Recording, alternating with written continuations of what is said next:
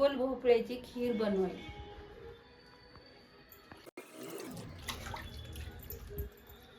त्याच्यानंतर ह्याला कट करायचा.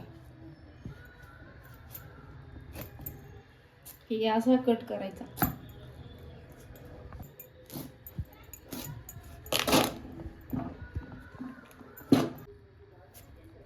हे असा व्यवस्थित कट करायचा.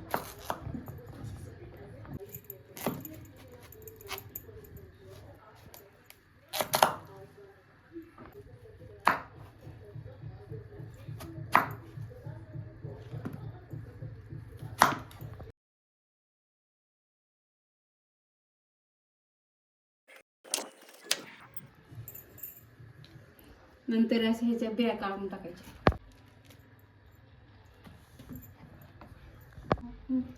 अशी बी काढून टाकायची पूर्ण अशी.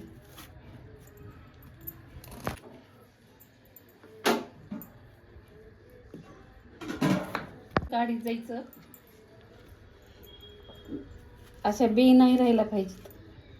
हे असे बी राहिलेच कडूपणा येते ह्याच्यात. असं व्यवस्थित कट करायचं. पूर्ण बी काढायचे ह्याचे.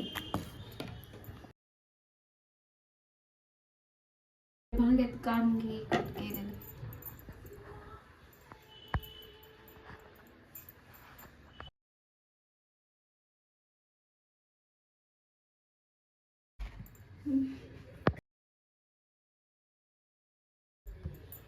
ते पाणी टाकून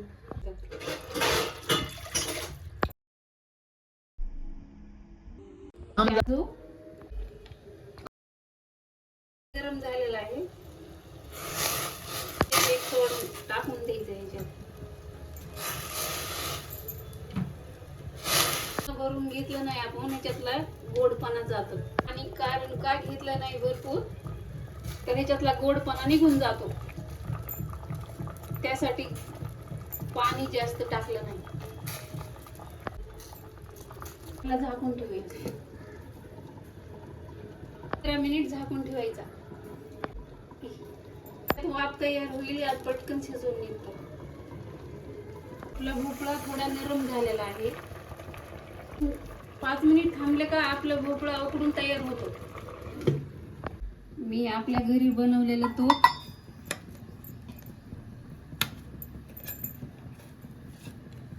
हे घ्यायचं आपल्याला.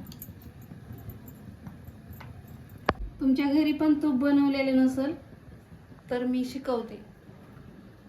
तुमच्याकडं घरी बनवलेलं तूप नसेल तर विकत आणू शकता.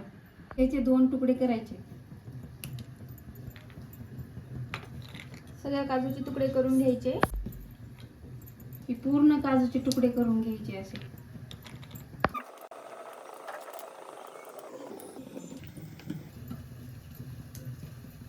झाले असे 2 भाग. नंतर ह्याच्यात आपण असे ठेवून देऊ. कमी करा. हे असे उभे तुकडे करायचे असे.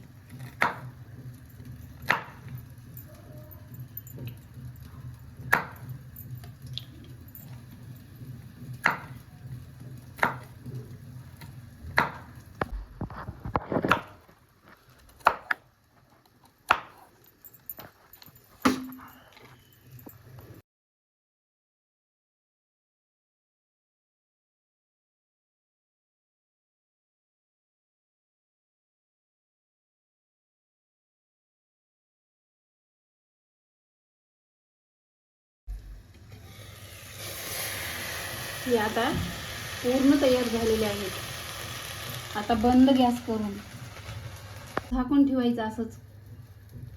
आपण उघडून घेतलंय. आता आपण ह्याला एक एक असं पातेल्यात काढून घ्यायचं. येणं तुम्हाला घेता येत नसलं तर आपण पळीनं पण घेऊ शकतो.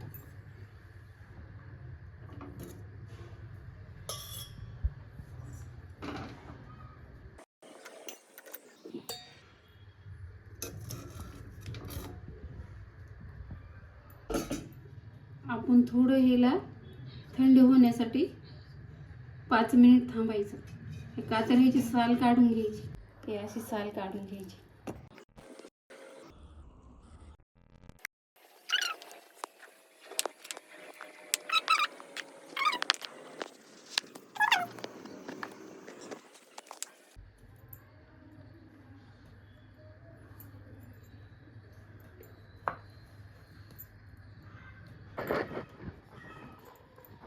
करून घ्यायचं आहे.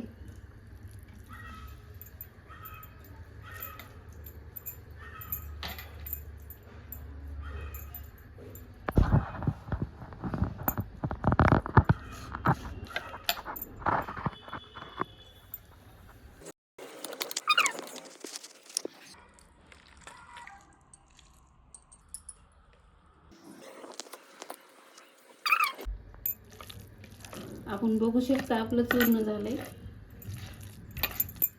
आता आपले मटेरियल तयार झाले. आपण बनवायला सुरू करू. ह्याच्यावर ठेवली. थोडासा गरम होसर गॅस जरा थोडा जास्त करायचा. कढई गरम झालेली आहे. ही 1 चमचा तूप त्याच्यात टाकून देऊ.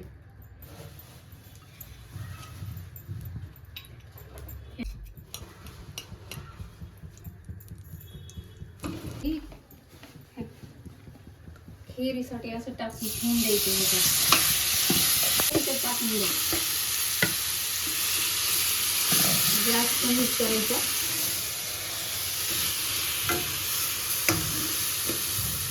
परतून घ्यायचं. व्यवस्थित दमानं हलवायचं.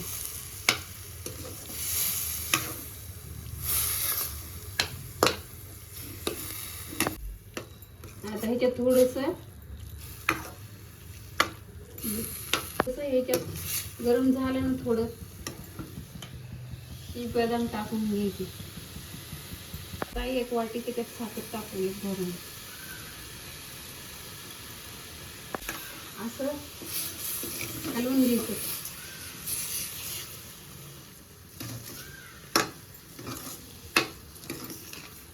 असं दमानं हलवायचं तिला.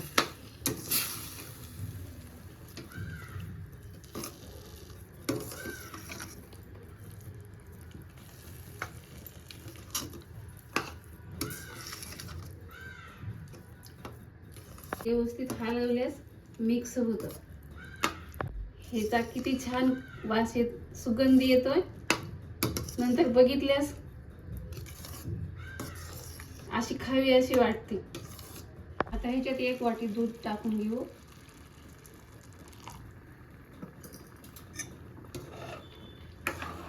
का तर हिला चव येते खाताना. हे असं व्यवस्थित हलवायचं.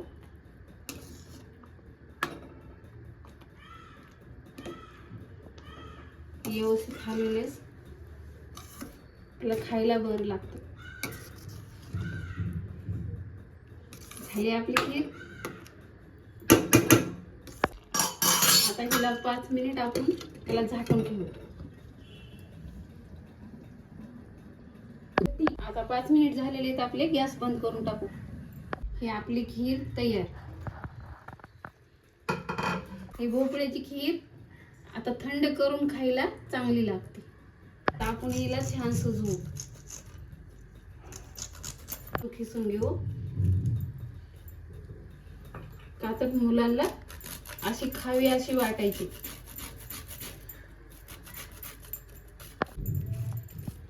ही 4 बदाम 4 काजू असे व्यवस्थित खिसून घ्यायचे. केसर टाकून घेऊ. आपली खीर तयार आहे.